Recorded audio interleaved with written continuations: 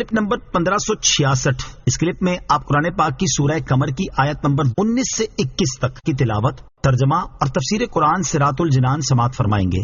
بسم اللہ الرحمن الرحیم. ترجمہ: اللہ کے نام سے شروع جو نہایت مہربان رحمت والا ہے.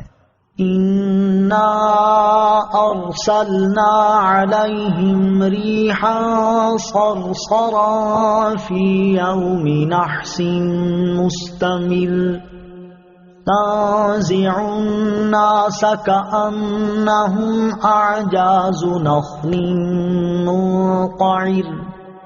ترجمہ: بے شک ہم نے ان پر ایسے دن میں ایک سخت آندھی بھیجی جس کی نحوست ان پر ہمیشہ کے لیے رہی. وہ آندھی لوگوں کو یوں اکھیڑ مارتی تھی گویا وہ اکھڑی ہوئی کھجوروں کے سوکھے تنے ہوں. انا ارسلنا علیہم ریحا صرصرا. بے شک ہم نے ان پر ایک سخت آندھی بھیجی. اس آیت سے قوم عاد پر آنے والے عذاب کی کیفیت بیان کی جا رہی ہے. چنانچہ اس آیت اور اس کے بعد والی آیت میں اللہ تعالیٰ نے ارشاد فرمایا کہ بے شک ہم نے قوم عاد پر ایسے دن میں ایک بہت تیز چلنے والی نہایت ٹھنڈی اور سخت سناٹے والی آندھی بھیجی جس کی نحوست ان پر ہمیشہ کے لیے رہی، حتیٰ کہ ان میں سے کوئی نہ بچا اور وہ سب ہلاک ہو گئے. وہ آندھی لوگوں کو زمین سے یوں اکھیڑ دیتی تھی گویا وہ اکھڑی ہوئی کھجوروں کے سوکھے تنے ہوں، اور پھر سر کے بل انہیں زمین پر اس طرح دے مارتی کہ ان کے سر تن سے جدا ہو جاتے تھے. اور جس دن وہ آندھی آئی تھی وہ دن مہینے کا آخری بدھ تھا. نوٹ: بعض لوگ مہینے کے آخری بدھ کو منحوس کہتے ہیں اور اس کی دلیل کے طور پر یہ آیت پیش کرتے ہیں، مگر یہ غلط ہے کیونکہ اس بدھ کی نحوست صرف قوم عاد کے لیے تھی. فَكَيْفَ كَانَ عَذَابِي وَنُذُرِ.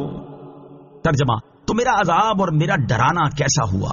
فَكَيْفَ كَانَ عَذَابِي، تو کیسا ہوا میرا عذاب.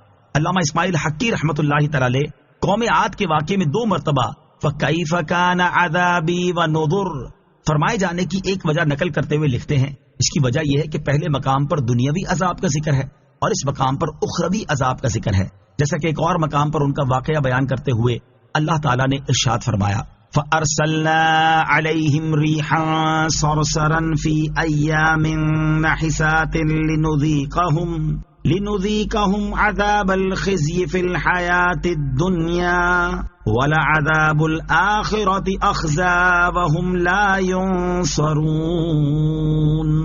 ترجمہ: تو ہم نے ان پر ان کے منحوس دنوں میں ایک تیز آندھی بھیجی تاکہ دنیا کی زندگی میں ہم انہیں رسوائی کا عذاب چکھائیں، اور بے شک آخرت کا عذاب زیادہ رسوا کن ہے اور ان کی مدد نہ ہوگی. اور ایک قول یہ نقل کیا ہے کہ پہلے مقام پر قوم عاد کو ان کی ہلاکت سے پہلے ڈرایا گیا ہے اور اس مقام پر قوم عاد کی ہلاکت کے بعد دوسروں کو ان پر آنے والے عذاب سے ڈرایا گیا ہے.